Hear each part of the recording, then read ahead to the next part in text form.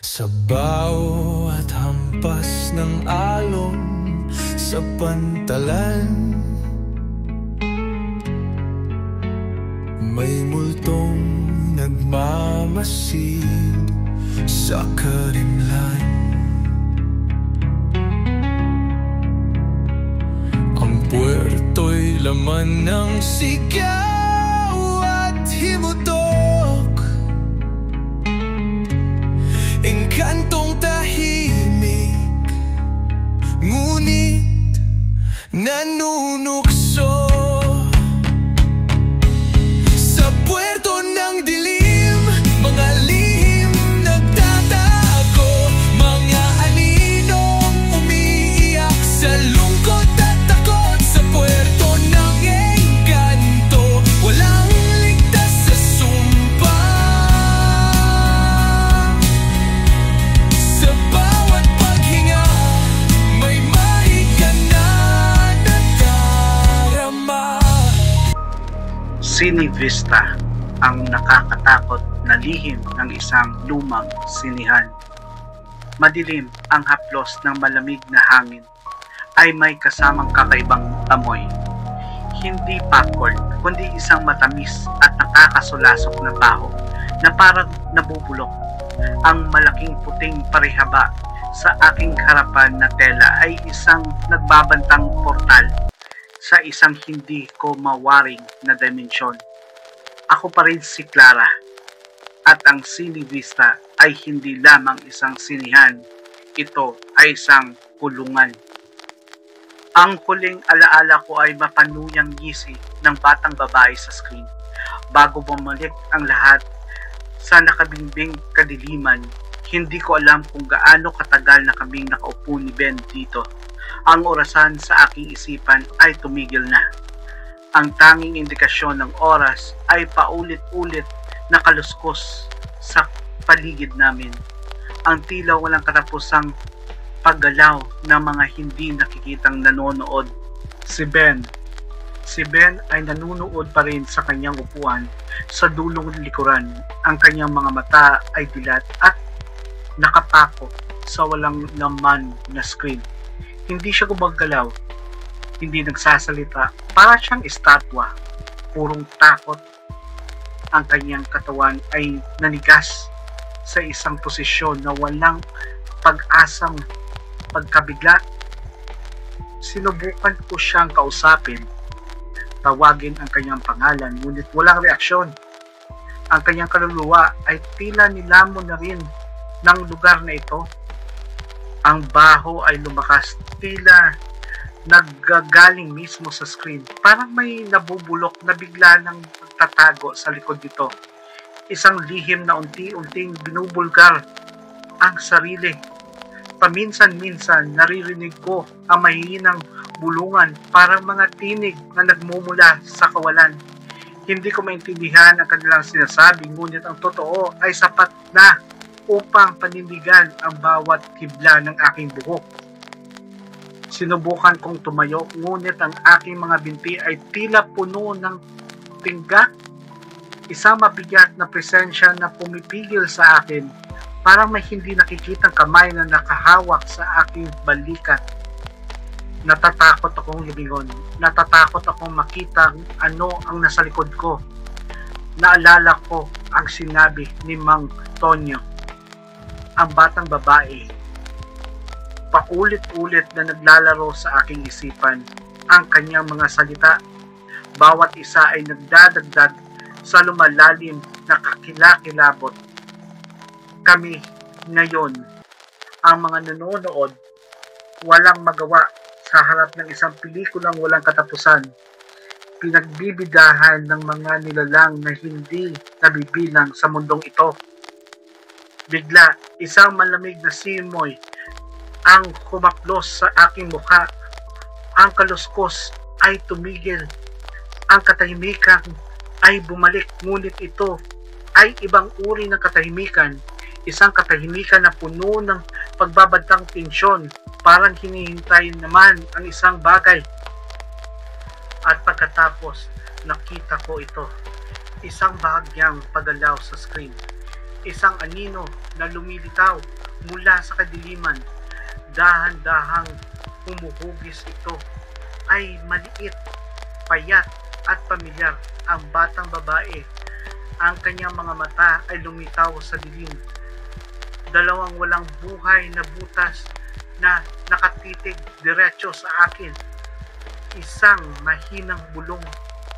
Sa auditorium, mas malinaw kaysa sa kanina. Nasaan ang aking laruan? Ang tanong ay tumago sa aking buto. Isang malamig na piraso na purong takot. Hindi ko alam kung ano ang gusto niya, kung ano ang laruan na iyon, ngunit alam ko na hindi ito maganda. Ang anino sa screen ay nagsimulang gumalaw, papalapit. Nararamdaman ko ang malamig na presensya na lumalapit din sa akin mula sa likuran. Wala akong matatakasan. Kami ni Ben ay nakakulong sa loob ng bangungot na ito. Mga bilanggo ng isang sinihan na puno ng mga patay. Ang sine ay unti-unting lumiliwanag. Hindi mula sa projector, kundi mula sa isang hindi ko mawaring pinagmulan sa loob mismo nito. Ang batang babae ay nakatayo na ngayon sa gitna na ng kanyang walang buhay na mga mata ay nakapako sa akin. Isang manipis na ngiti ang lumilitaw sa kanyang maputlang labi. Maglalaro tayo, bulong niya. Ang kanyang boses ay parang kalawang na mga kadena na hinihila. At sa sandaling iyon, alam ko na ang unang kabanata ay nagsimula pa lamang ng isang matagal at mas nakakatakot na pelikula at kami ang mga bida na walang pag-asang makatakas. Ang manipis na ngiti ng batang babae ay parang lamat sa isang babasaging maskara. Nagpapakita ng isang mas madilim na katotohanan sa likod nito. Ang liwanag mula sa screen ay lumakas. Hindi nakakasilaw ngunit may kakaibang lamig na tumatagos sa aking balat. Para itong ilaw mula sa isang mundo na hindi dapat makita. Maglalaro tayo, muling bulong niya. At sa pagkakataong ito, may bahid ng tagumpay sa kanyang tinig. Hindi ko magawang gumalaw. Ang takot ay bumalot sa akin. Isang mabigat na kumot na pumipigil sa bawat hibla ng aking kalamnan. Tumingin ako kay Ben na natili siyang walang buhay. Ang kanyang mga mata ay nakapako pa rin sa screen. Ngunit ngayon, may bahid na ng pagkatakot na tila unti-unti umuukit sa kanyang ekspresyon. Biglang, ang mga upuan sa aming paligid ay nagsimulang umingit at gumalaw. Hindi ito ang kaluskos ng mga multong nanonood kanina. Ito ay mas mabigat, mas intentional. Para bang may mga hindi nakikitang kamay na humihila at nagtutulak sa kanila. Isang malamig na hangin ang humampas sa aking mukha at naamoy ko na naman ang matamis at nakakasulasok na baho. Mas malakas ngayon, halos nakakasuka, parang may nabubulok na bulaklak na inilapit sa aking ilong. Anong gusto mo? Halos pabulong kong tanong. Ang batang babae sa screen ay tumagilid ng ulo. Ang kanyang walang buhay na mga mata ay patuloy na nakatitig sa akin. Ang aking laruan, sagot niya. Ang kanyang boses ay lumakas. Nagiging parang kaluskos ng mga tuyong dahon na hinahampas ng hangin. Nawala ito dito. Tumingin ako sa paligid ng madilim na auditorium. Mga upuan, patay na. Screen ng walang projector. Lumang carpet na may kakaibang amoy. Wala akong makitang kahit anong laruan. Hindi ko alam kung nasaan ang laruan mo, sabi ko. Sinusubukan kong panatilihin ang aking boses na hindi manginig. Isang malakas na halakhak ang napuno sa sinihan, hindi lamang mula sa screen kundi pati na rin sa paligid namin. Para bang mga multong nanunood ay nagkakaisa sa isang nakakatakot na kasiyahan. Maghahanap ka, sabi ng batang babae. Ang kanyang ngiti ay lumawak, nagpapakita ng madilim na espasyo sa pagitan ng kanyang mga labi. Maghahanap kayong dalawa. Sa sandaling iyon, naramdaman ko ang isang mahigpit na paghahawak ng isang braso. Hindi ito malamig at parang hangin tulad ng kanina. Ito ay matigas, mabigat, parang kamay ng isang bata. Napalingon ako at nakita ko ang isang bahagyang anino sa aking tabi. Isang malabong figura na tila hinuhugot mula sa mismong kadiliman. Ben, bulong ko, umaasang makakita ng kahit anong reaksyon. Ngunit ang figura ay hindi si Ben. Ito ay may maliit, mas payat, at nang bahagya itong gumalaw, nakita ko ang dalawang walang buhay na mata na nakatitig sa akin. Isang maliit na kamay ang pumila sa akin, mahigpit ngunit nakakagulat na malakas. Sinubukan kong pumiglas ngunit parang makatali ako. Ang aking mga paa sa sahig. Ang anino ay hinihila ako patungo sa pasilyo sa gilid ng auditorium. Ben, sigaw ko. Umaasang marinig niya ako. Wala pa rin. Si Ben ay nanatiling nakaupo, isang walang buhay na saksi sa aking paghila palayo. Ang pasilyo ay mas madilim kaysa sa auditorium. Ang tanging liwanag ay nanggagaling sa kumikislap na exit sign sa dulo. Ang amoy dito ay mas matindi. Ang amoy ng nabubulok at halos piskal. Parang makapal na hangin na ang aking hinihinga. Ang maliit na anino ay patuloy sa paghila sa akin. Ang mahigpit nitong paghawak ay hindi lumuluwag. Naramdaman ko ang mas malamig na presensya sa paligid ko. Ang mga hindi nakikitang nanonood ay tila sumusunod sa akin. Ang kanilang mahihinang bulungan ay bumubuo ng isang nakakatakot na kuro. Nasaan ang laruan mo? Paulit-ulit kong tanong. Ang aking boses ay puno ng desperasyon. Ang anino ay hindi sumasagot. Patuloy lamang ito sa paghila sa akin patungo sa isang hindi alam na destinasyon sa loob ng madilim na bituka ng sine Krista.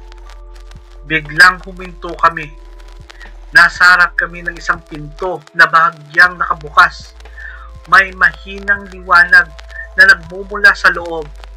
Isang maputla at hindi nakakagidhawang sinag. Itinulak ng anino ang pinto at hinila ako papasok. Napagsinghap ako sa aking nakita. Ang silid ay maliit at puno ng alikabok. Mga lumang kahon ang nakasanayan sa mga sulok at sa gitna nakatayo ang isang projector, ngunit ang nakakuha ng aking pansin ay ang mga bagay na nakakalat sa sahig. Mga laruan, mga manika na may mga tanggal na mga mata, mga sirang robot, mga kahoy na kabayo na nabubulok na. Dito, bulong ng anino, ang kanyang boses ay mas malinaw ngayon. Isang garalgal na tinig ng isang bata. Ang aking laruan ay narito.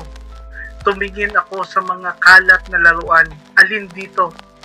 Alin ang mahalaga? Alin? Tanong ko. Ang aking puso ay kumakabog ng malakas sa aking dibdib. Ang anino ay tinuturo ang isang bagay sa isang madilim na sulok, isang maliit na stuffed rabbit, kupas na ang balahibo at may isang batones na mata na lamang. Siya, sabi ng anino. Si Banban. Dahan-dahan akong lumapit sa stuffed rabbit.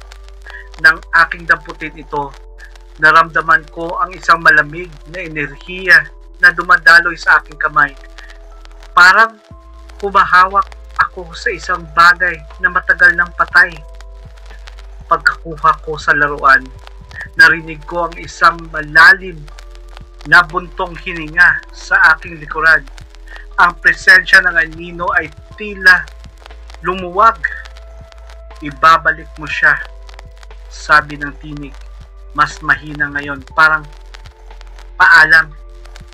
Bago pa ako magsalita, naramdaman ko ang isang malakas na paghila at bigla akong natagpuan muli sa madilim na auditorium, nakatayo sa harap ng screen. Si Ben ay naroon pa rin. Ang kanyang ekspresyon ay hindi nagbabago, ngunit ngayon may bahid ng pagtataka sa kanyang nakapupukaw na mga mata. Ang batang babae sa screen ay nakatingin sa akin. Ang kanyang walang buhay na mga mata ay nakapako sa stuffed rabbit na hawak ko. Isang bahagyang ngiti ang muling lumilitaw sa kanyang labi, ngunit sa pagkakataong ito ay tila mas payapa. Salamat, bulong niya. Ang kanyang boses ay halos hindi marinig. At pagkatapos, ang liwanag mula sa screen ay dahan-dahang nawala. Bumabalik sa dati nitong walang buhay na puting harapan. Ang kaluskos sa paligid namin ay tumigil. Ang nakakasulasok na amoy ay unti-unting nawawala. Napalitan muli ng mahinang amoy ng lumang carpet. Ang auditorium ay muling tahimik, ngunit ang katahimikan na ito ay hindi katulad ng kanina. Ito ay isang katahimikan na puno ng hindi masabing mga alaala ng isang nakakatakot na laro ng aming dinaro. Tumingin ako kay Ben. Dahan-dahan siyang kumurap. Ang kanyang ulo ay bahagyang gumalaw. Para bang unti-unti siyang bumabalik sa mundo ng mga buhay. Hawak ko pa rin ang malamig na kupas na stuffed rabbit. Alam kong hindi pa ito ang katapusan. Alam ko ang sinibista ay naroon pang maraming lihim na tinatago sa madilim nitong mga sulok. Ang alam ko, sa isang paraan o iba pa, kami ay nagiging bahagi pa rin ng kanilang palabas. Ang stuffed rabbit na si Banban ay malamig sa aking kamay, isang konkretong paalaala ng nakakatakot na pangyayari. Tinignan ko si Ben na ngayon ay bahagya ng gumalaw. Ang kanyang mga mata ay lumilibot sa madilim na auditorium na para bang unang beses niya itong nakita. Ben, mahina kong tawag. Dahan-dahan siyang lumingon sa akin. Ang kanyang mga mata ay puno pa rin ng takot, ngunit may bahid ng pagkalito. Clara, ang kanyang boses ay garalgal. Parang hindi niya ito naggamit ng matagal. Okay ka lang? Tanong ko kahit alam kong hindi iyon ang tamang tanong. Paano nga kami magiging okay pagkatapos ng nangyari? Tumango siya ng bagya pagkatapos ay tumingin sa walang laman na screen. Nakita ko siya. Bulong niya. Ang kanyang boses ay nanginginig pa. Alam ko, sabi ko. Mahigpit na hinawakan si Banban. Pero sa tingin ko tapos na. Ngunit sa kaibuturan ko, alam kong hindi pa ito tapos. Ang presensya ng sinihan ay nanatiling isang mabigat na atmosfera, bumabalot sa bawat sulok. Ang katahimikan ay hindi na payapa. Ito ay puno ng nakukubling tensyon. Tumayo ako. Ang aking mga binti ay naninigas pa rin. Kailangan nating umalis dito, sabi ko. Kailangan nating sabihin kay Mang Tonyo ang nangyari. Tumango si Ben at dahan-dahang tumayo. Para siyang isang taong matagal nang nakaratay. Magkasama kaming naglakad patungo sa labi. Sa bawat hakbang ay mabigat at puno ng pangamba. Ang labi ay madilim at tahimik. Tulad ng dati, ang amoy ng lumang carpet ay tila mas matindi na ngayon. Marahil ay dahil sa sensitibo na ang aking pangamoy. Pagkatapos ng nakakasulasok na baho sa auditorium, walang bakas ng batang babae o ng mga anino. Mang Tonyo, tawag ko. Ang aking boses ay bagyang nanginginig. Walang sagot. Ang counter ng concession stand ay walang tao. Ang mga estante ay puno rin ng hindi nabentang popcorn at candy. Siguro nasa opisina siya, sabi ni Ben. Ang kanyang boses ay bagyang bumalik sa normal. Dahan-dahan kaming naglakad patungo sa maliit na opisina sa likod ng labi. Ang pinto ay bahagyang nakabukas. Kumatok ako, ngunit walang sumagot. Mang Tonyo, muli kong tawag at bahagyang itinulak ang pinto. Ang opisina ay madilim. Ang tanging liwanag ay nanggagaling sa bintana na nagpapakita ng alikabok na sumasayaw sa hangin. Walang Mang Tonyo, ngunit may kakaiba. Ang kanyang upuan ay nakatalikod sa amin at may isang piraso ng papel sa kanyang mesa. Dahan-dahan akong pumasok at pinulot ang papel. Ito ay isang sulat kamay ng mga letra ay naninginig na halos hindi mabasa. Hindi sila titigil. Matagal na silang narito. Ang projection booth, doon sila nagsimula. Ibinaba ko ang papel. Ang aking puso ay muling kumabog ng malakas. Ben, sabi ko, tingnan mo ito. Binasa ni Ben ang sulat. Ang kanyang mukha ay unti-unting napuno ng pag-aalala. Ang projection booth. Pinatay ko na ang projector kagabi. Hindi iyon ang ibig niyang sabihin. Sabi ko, alam kong may mas malalim na kahulugan ang salita ni Mang Tonyo. Ang projection booth, ito ay lugar kung saan unang nagparamdam ang kakaibang enerhiya ng mga nanonood. Ito ang lugar kung saan nagsimula ang lahat. Kailangan nating puntahan doon, sabi ko. Siguro makikita tayong sagot. Tumayo si Ben kahit na nakikita ko ang pag-aalangan sa kanyang mga mata. Magkasama kaming naglakad pabalik sa hallway patungo sa auditorium. Ngunit sa pagkakataong ito, lumiko kami sa isang maliit na pinto na hindi ko napansin dati. May nakasulat dito, projection booth, no entry. Dahan-dahan kong binuksan ang pinto. Ang loob ay madilim at masikip. Puno ng mga lumang reel ng pelikula, mga sirang kagamitan at makapal na alikabok. Ang amoy dito ay kakaiba.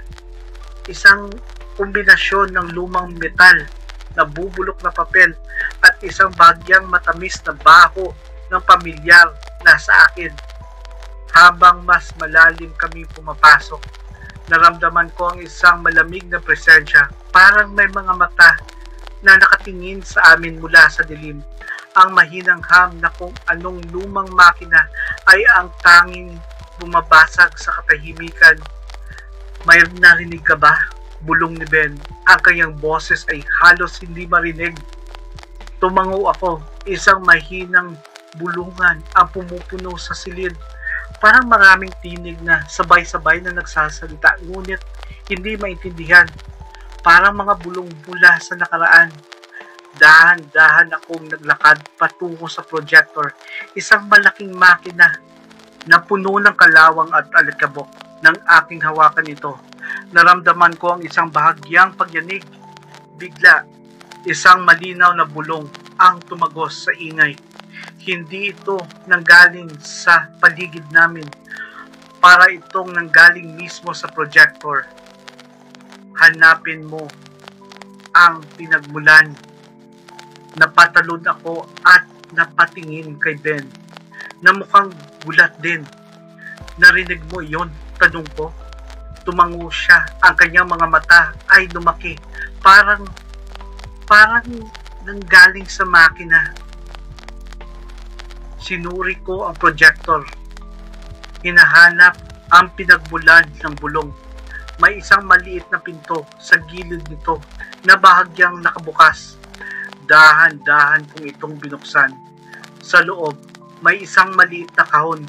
Puno ito ng alikabok, ngunit may isang bagay sa loob nito na kumikinang sa mahinang liwanag na nagmumula sa labas. Maingat kong kinuha ang kahon at binuksan ito.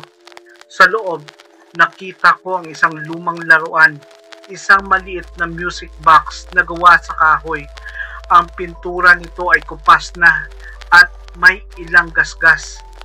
Nang aking buksan ang takip, nagsimulang tumugtog ng isang mahinang melodya.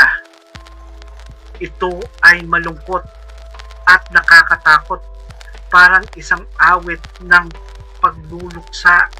At habang tumutugtog ang musika, ang mga bulong sa paligid namin ay lumakas, nagiging mas malinaw. Hindi ko pa rin maintindihan ang mga salita, ngunit ang tono ay puno ng sakit at pagdurusa. Bigla, isang malamig na kamay ang humawak sa aking braso. Napalingon ako at nakita ang malabong figura ng batang babae na nakatayo sa aking likuran. Ang kanyang walang buhay na mga mata ay nakapako sa music box. Akin yan, bulong niya. Ang kanyang boses ay puno ng nangungulila. Naintindihan ko na ang laruan ay hinahanap niya ay hindi si Banban. Ito ang music box. Ito ang pinagmulan. Ngunit bakit? Anong koneksyon nito sa multo ng sinihan? At ano ang ibig sabihin ng bulong sa projector?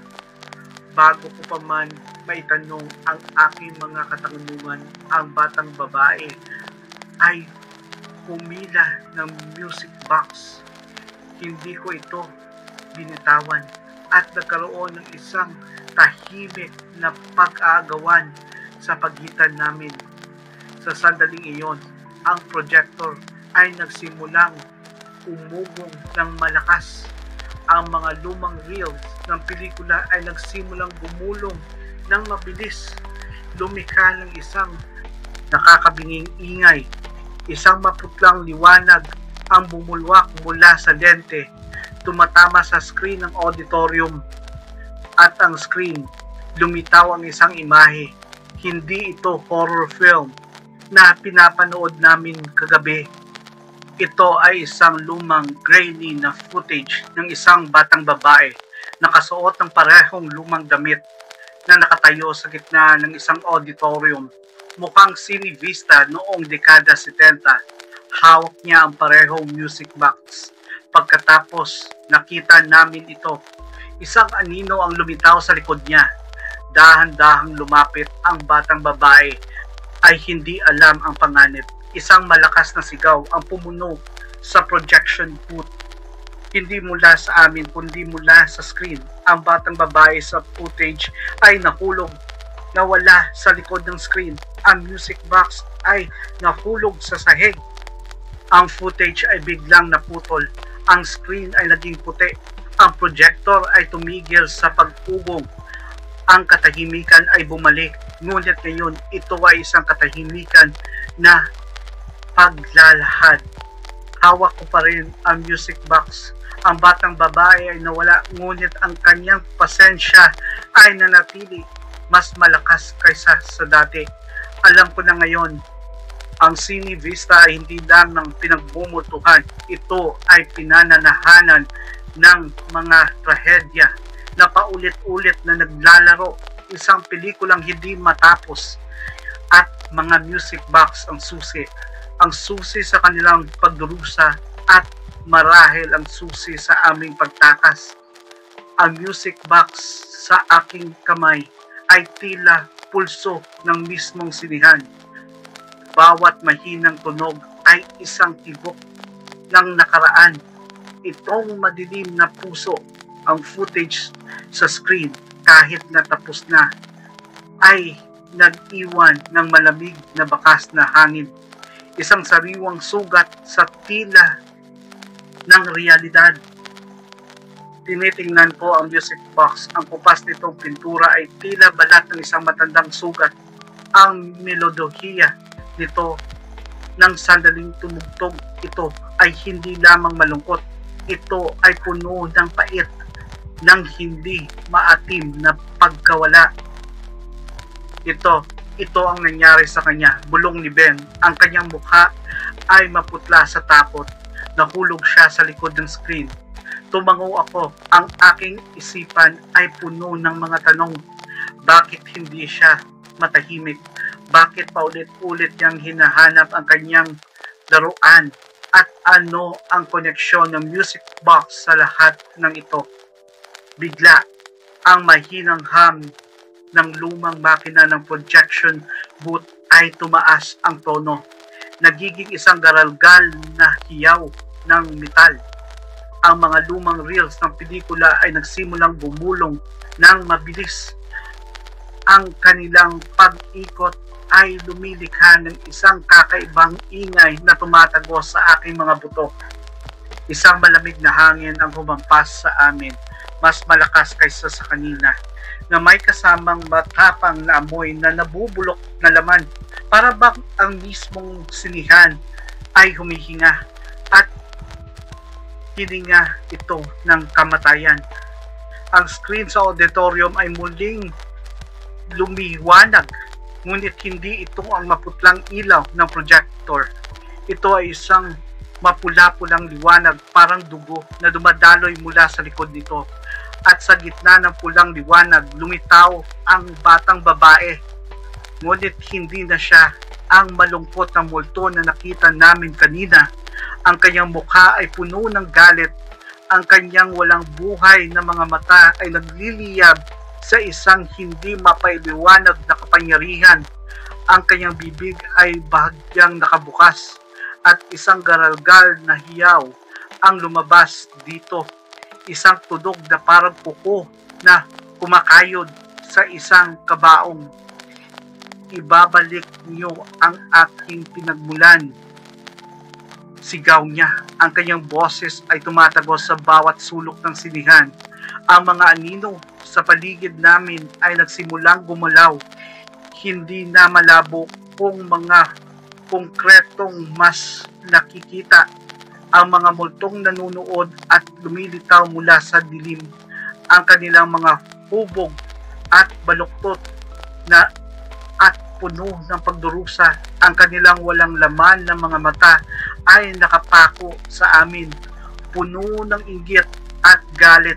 Naramdaman ko ang malamig na mga kamay na humahawak sa akin. Pumihila sa amin patungo sa screen. Sinusubukan naming pumiglas, ngunit ang kanilang lakas ay hindi pangkaraniwan. Parang kaming mga manika na hinihila ng hindi nakikitang mga pisi. Bitawan niyo kami, sigaw ko. Ang aking boses ay tinatalo ng nakakabinging ingay sa projection booth at ng nakakatakot na hiyaw ng batang babae. Ngunit hindi nila kami pinakinggan.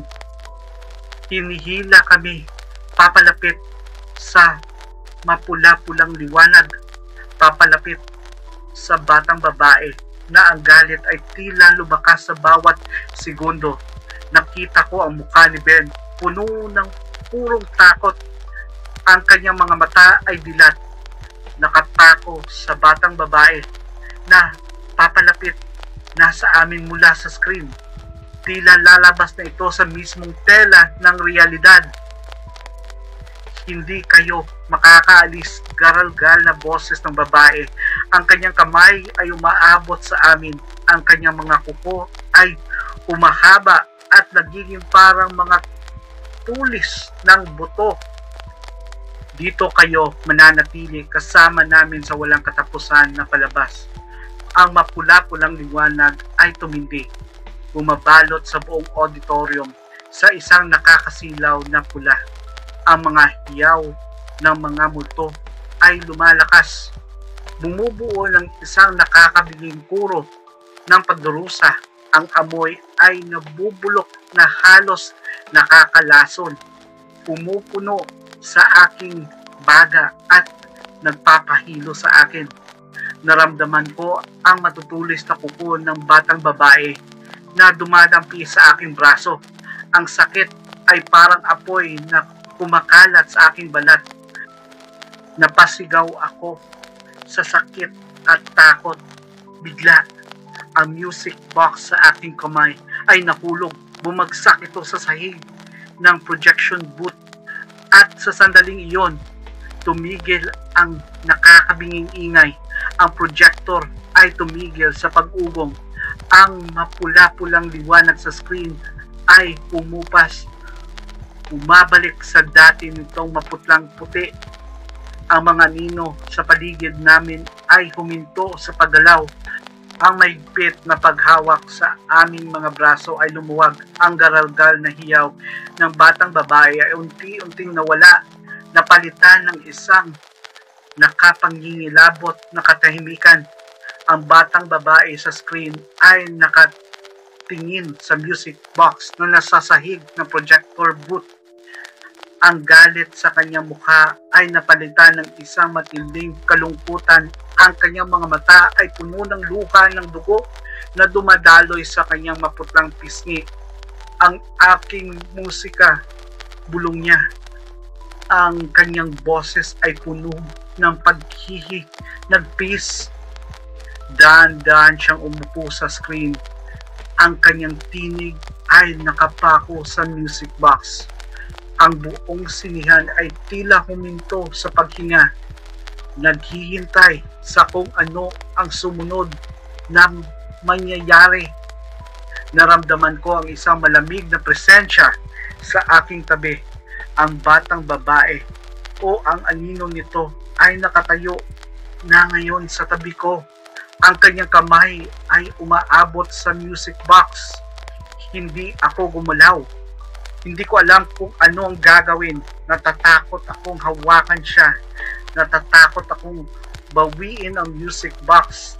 Nang nahawakan ng anino ang music box, isang mahinang tunog ang bumulwak mula rito.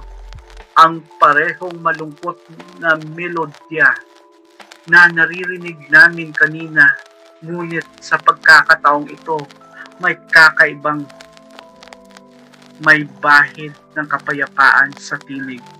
Isang pangako ng paglaya habang tumutugtog ang musika. Ang mapula-pulang liwanag sa screen ay dahan-dahang pumupas. Napalitan ng isang malinaw at mapayapang puting liwanag.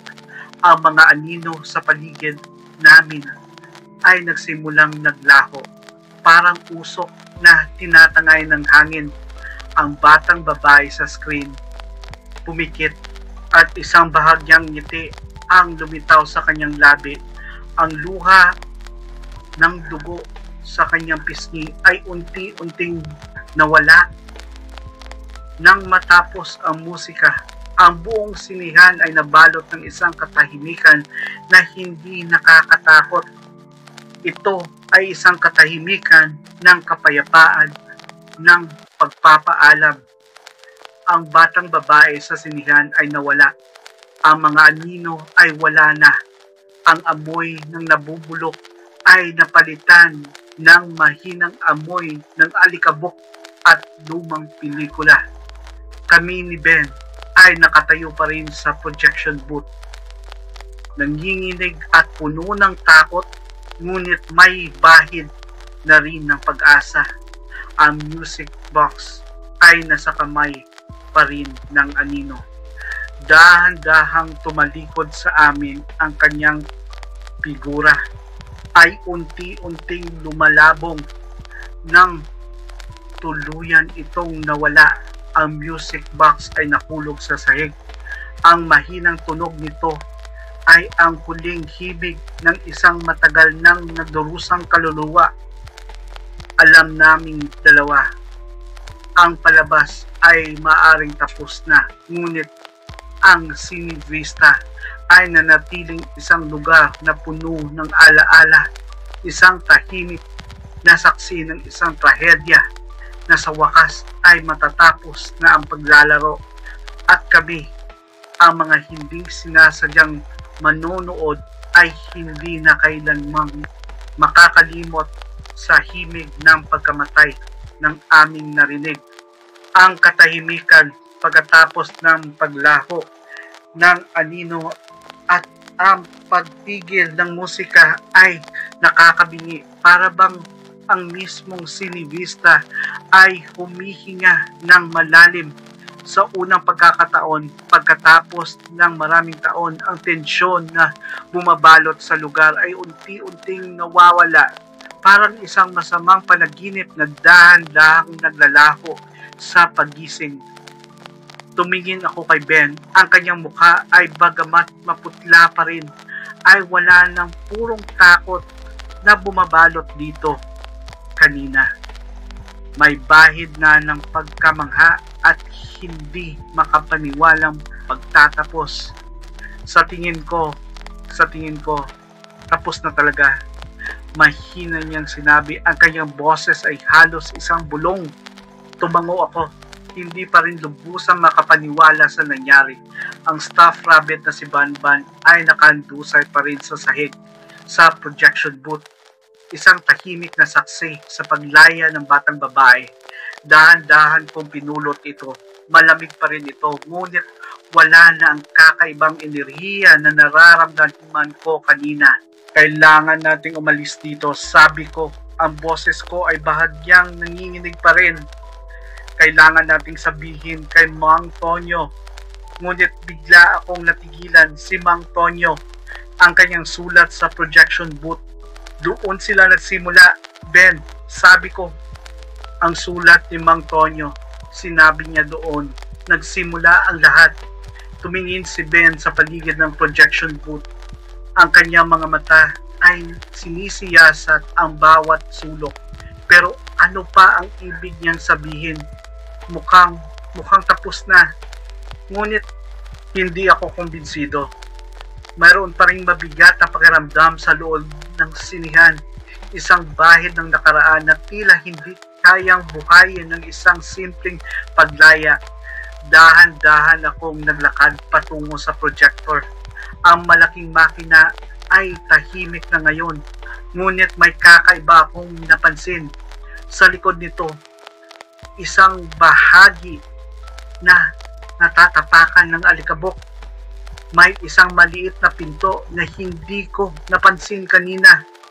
Ben, tingnan mo ito, sabi ko. Tinuro ang pinto. Lumapit si Ben at sinuri ang pinto. Ito ay mas maliit kaysa sa pintong papasok sa projection booth at walang nakasulat dito. Mayroon lamang itong isang lumang metal na seradora na tila matagal nang hindi nabubuksan. Sinubukan kong buksan ito, ngunit patigas ito.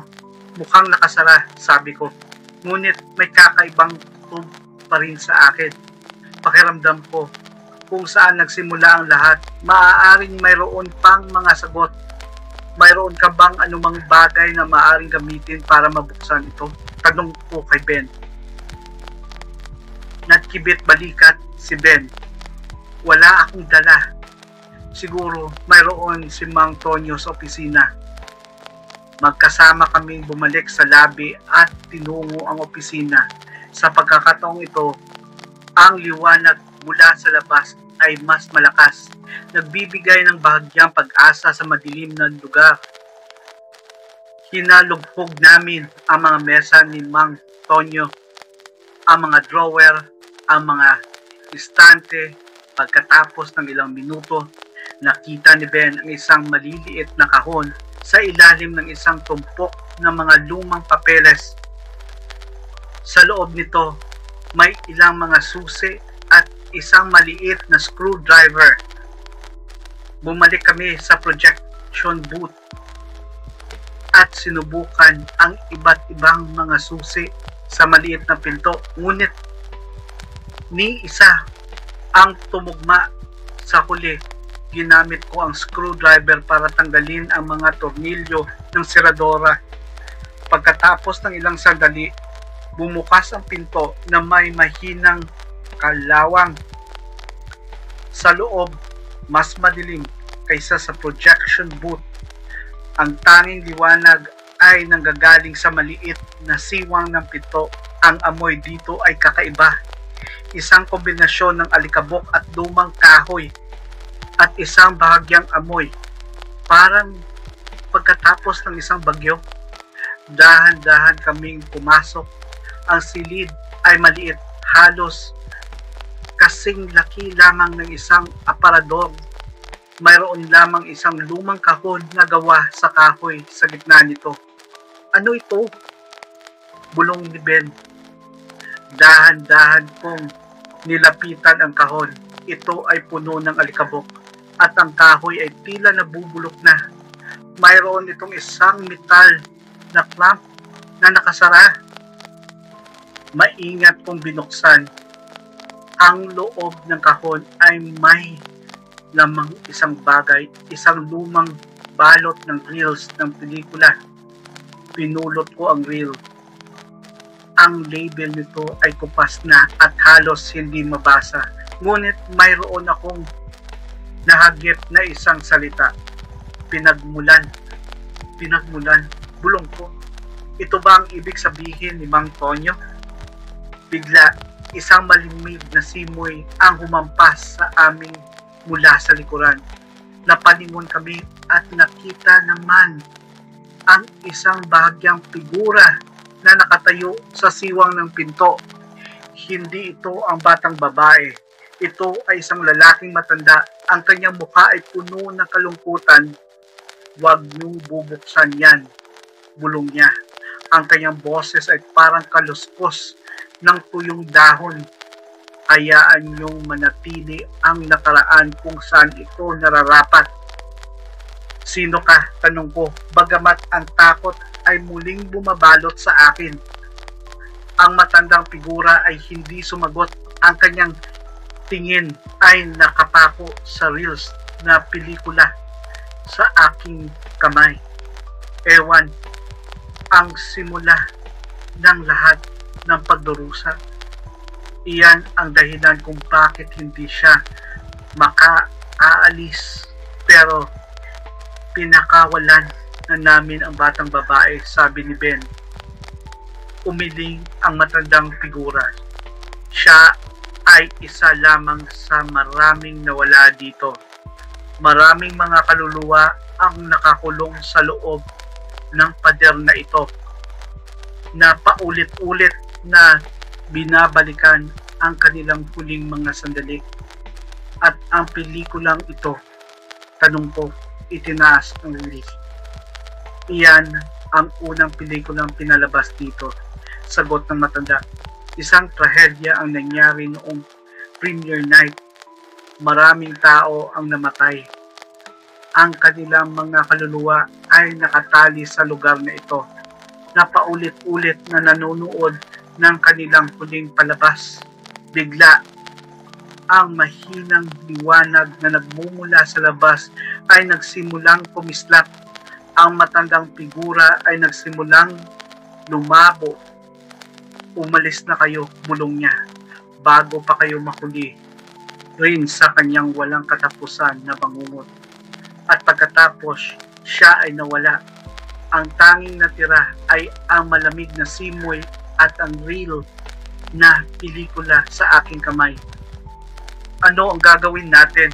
Tanong ni Ben. Ang kanyang boses ay puno ng pag-aalala. Tinitigan ko ang reel. Ito ang pinagmulan, sabi ko. Kung gusto nating tuluyang mawasak ang lahat ng ito, sigurado kailangan nating panoorin ito. Ngunit may isang katanungan na bumabagabag sa aking isipan. Kung ang pelikulang ito ang simula ng lahat ng pagdurusa, ano ang nakikita natin dito? At handa ba kaming harapin ang katotohanan na maaaring naghihintay sa amin? Dahan-dahan kaming lumabas sa maliit na silid. dala ang reel na pelikula. Ang projection booth ay tila mas madilim ngayon. Ang katahimikan ay mas mabigat. Alam naming dalawa na ang aming paglalakbay ay hindi pa tapos. Mayroon pa kaming isang huling palabas na kailangang panoorin. At ang palabas na iyon, natatakot ako, ay maaaring ang pinakasindak-sindak sa lahat. Bumalik kami sa auditorium. Ang reel na pelikula ay mahigpit kong hawak. Ang maputlang liwanag na nagmumula sa labas ay bahagyan ng tumatagos sa bintana. Nagbigay ng kakaibang kapayapaan sa lugar na mismong puno ng takot.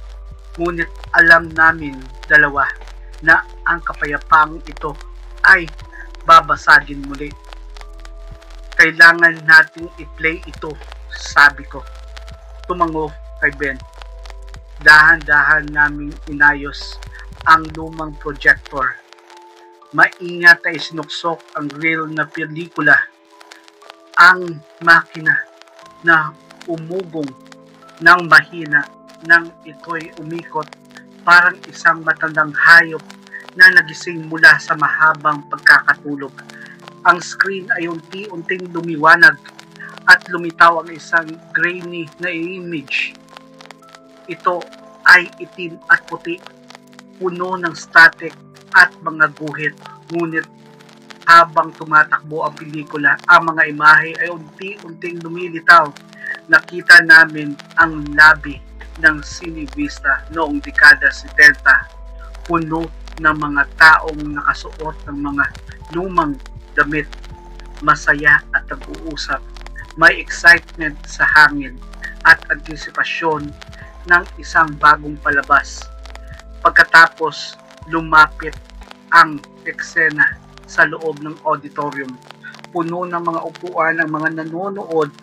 Ang kanilang mga mukha ay puno ng pananabik sa screen. Lumitaw ang pamagat ng pelikula, Trahedya sa Bahay ni Maria. Isang lokal na horror film na hindi pa rin naririnig. Habang tumatakbo ang pelikula sa loob ng pelikula, nakita namin ang isang kwento ng isang sunog sa isang lumang bahay kung saan maraming tao ang namatay. Ang mga eksena ay nakakatakot, puno ng sigaw at kaguluhan, ngunit ang mas nakakatakot ay ang reaksyon ng mga nanonood sa screen. Sila ay tumatawa, naghihiyawan sa kasiyahan, tila nasisiyahan sa nagdurusa ng iba. Bigla, sa kalagitnaan ng pelikula, may nangyaring kakaiba. Ang mga nanonood sa screen ay nagsimulang magsigawan, hindi dahil sa pelikula, kundi dahil sa isang bagay na hindi namin makita. Ang kanilang mga mukha ay puno ng purong takot. Ang kanilang mga mata ay nakatakos sa isang bagay sa labas ng frame. Ang kamera sa pelikula ay nagsimulang yumanig at pagkatapos ay biglang naputol. Ang screen ay naging static. Ano ang nangyari? Bulong ni Ben. Ang kanyang boses ay puno ng pagtataka. Bago pa ako makasagot, naramdaman niya ang isang malamig na presensya ng auditorium. Ang mga anino ay nagsimulang lumitaw mula sa dilim, ngunit hindi sila ang mga multong nakita namin kanina. Ang mga ito ay mas matingkad, mas galit. Ang kanilang mga mukha ay baluktot sa sakit at paghihiganti. Sila ang mga namatay sa sunog. Isang garalgal na bulong na tumagos sa hangin, tila nanggagaling sa lahat ng dako. Kami ang tunay na mga biktima. Naintindihan ko na, ang mga multong nanonood ay hindi lamang mga patay na nanonood ng pelikula. Sila ang mga namatay sa trahedya na ipinapakita sa pelikula at ang kanilang pagdurusa at paulit-ulit na binabalikan sa bawat pagpapalabas. Ngunit may isa pang kakaiba. Habang tinitingnan ko ang mga galit ng anino, napansin ko ang isang figurang nakatayo Sa likuran nila, isang pamilyar na figura ng matandang lalaki na nagbabala sa amin sa projection booth. Bakit mo sila pinapakita nito? Sigaw ng isang anino sa matandang lalaki. Pinapaalala mo lang ang aming pagdurusa.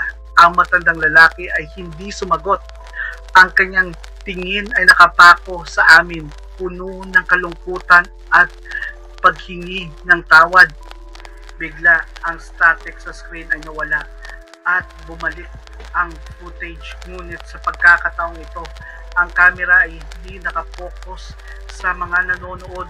Nakapokus ito sa likod ng screen kung saan nahulog ang batang babae.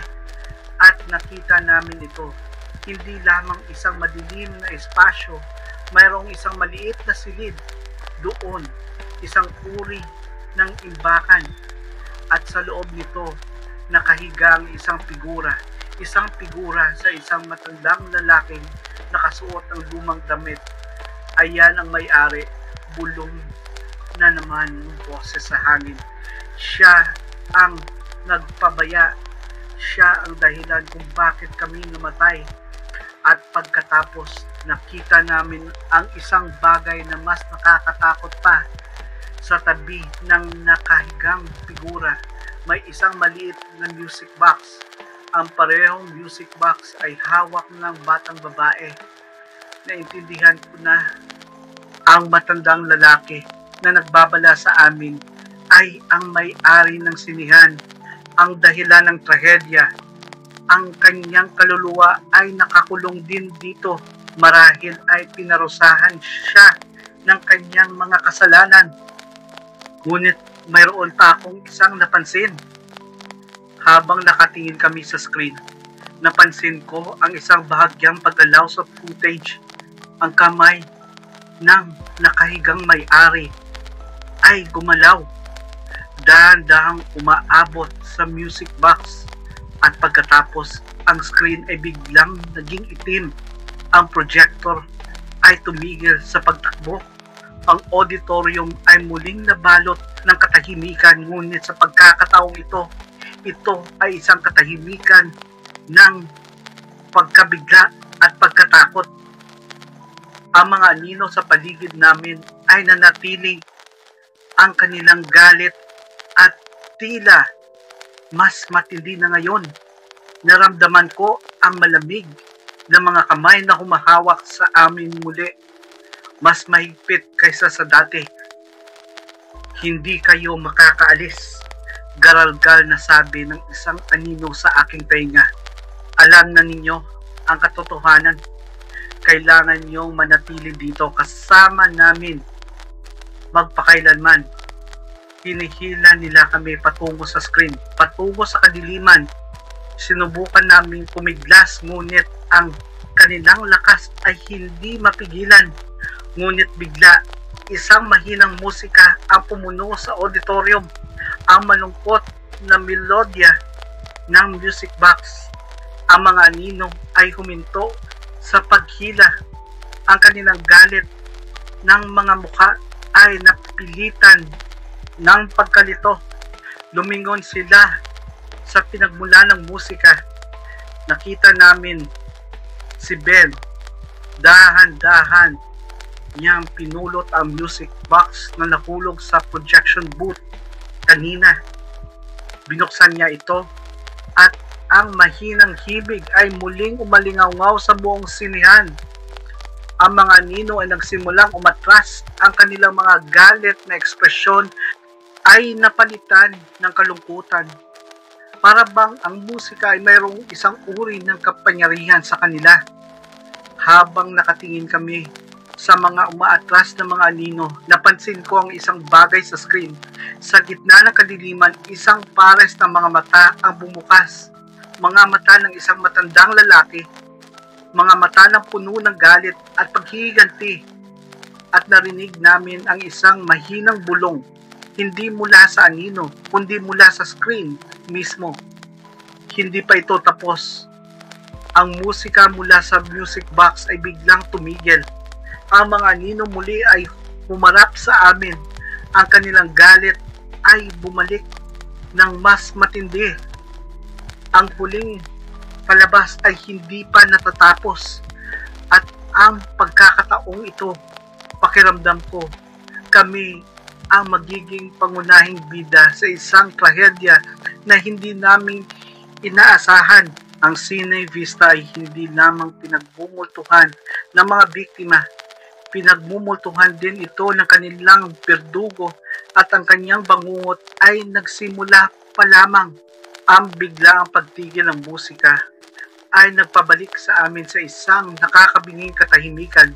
Isang katahimikan na puno ng pagbabantang panganib. Ang mga mata sa screen ay nakatitig sa amin, puno ng puot na tila kayang sunugin ang buong sinihan. Ang mga anino sa paligid namin ay muling lumapit. Ang kanilang malamig na mga kamay ay humahawak sa amin ng mahigpit. Ben, tumakbo na tayo, sigaw ko. Sinubukang umawala sa mahigpit na pagkakahawak ng mga anino.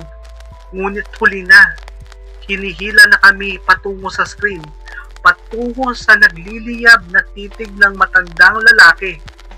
Para kaming hinihigop ng mismong pelikula. Papalapit sa isang katotohanan na mas nakakatakot kaysa sa aming bangungot. Ngunit sa gitna ng aking takot, ang isang ideya ang sumiga sa aking isipan. Ang music box na ito ay nagpapalayo sa mga anino kanina.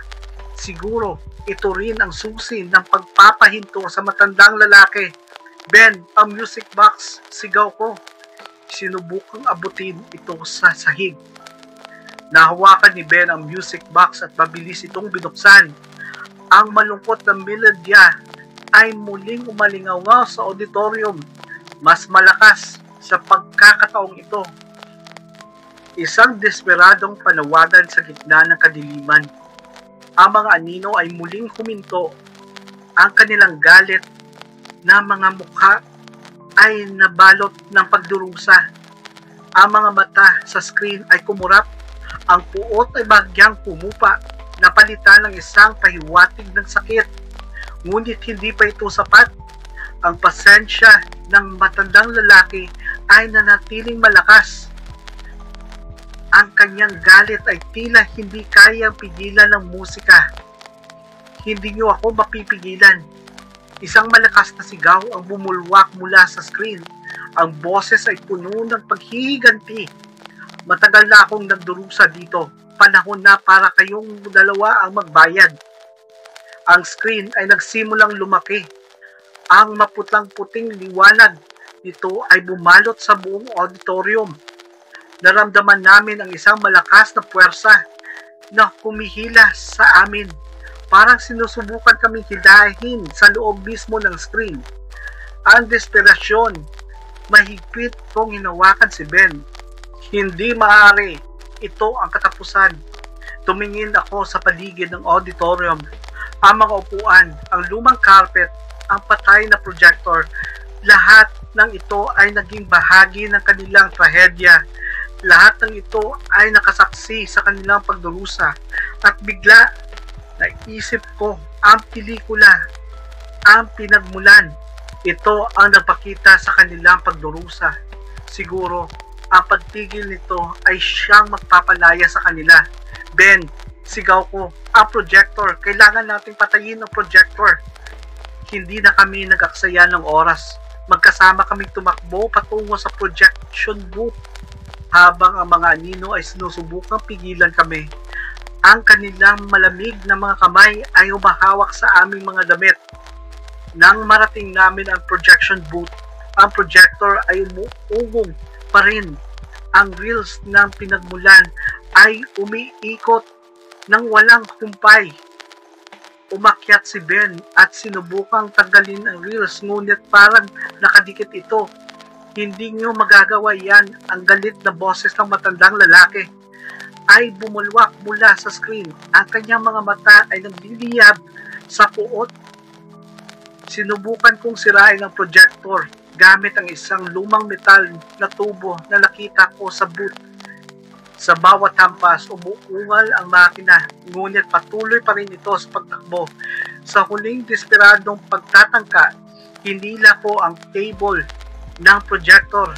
Isang malakas na spark ang lumabas at ang makina ay biglang tumigil.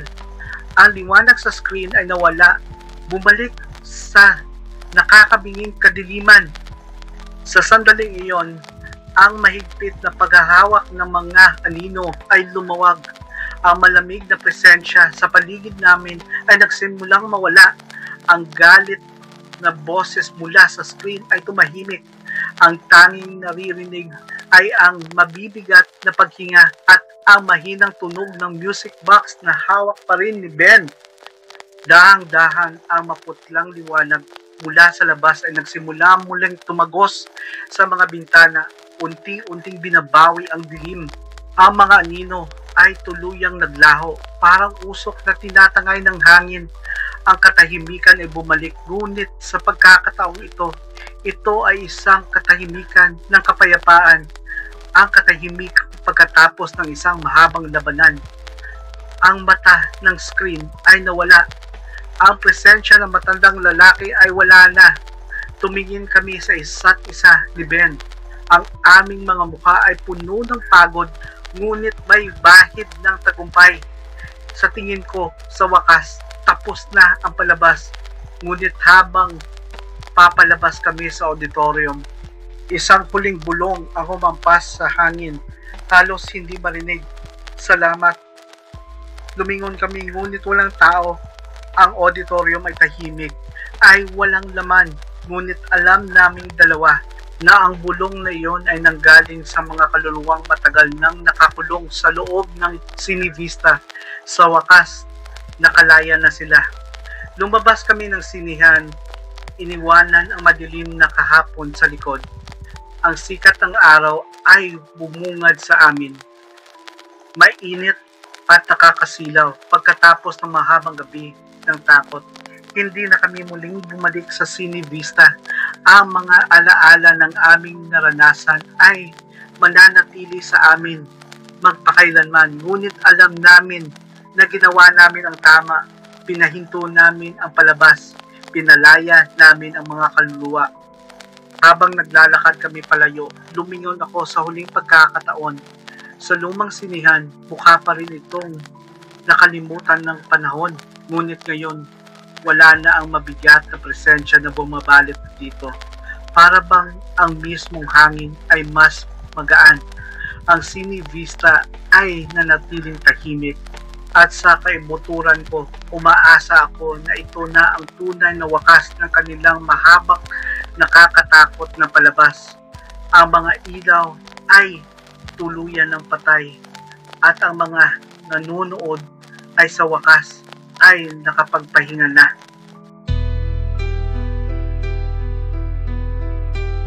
Sa dilim ng puwerto, mabalasik ang paligid. Huni ng alon pa'y tinang dibdib. Mga aninong gumagalaw walang laman. Sa likod ng ingay may lihim na tataguan. Halika't sunduin ang sarili sa dilim. Sa puwerto ng engkanto saan lahat ay tahimik.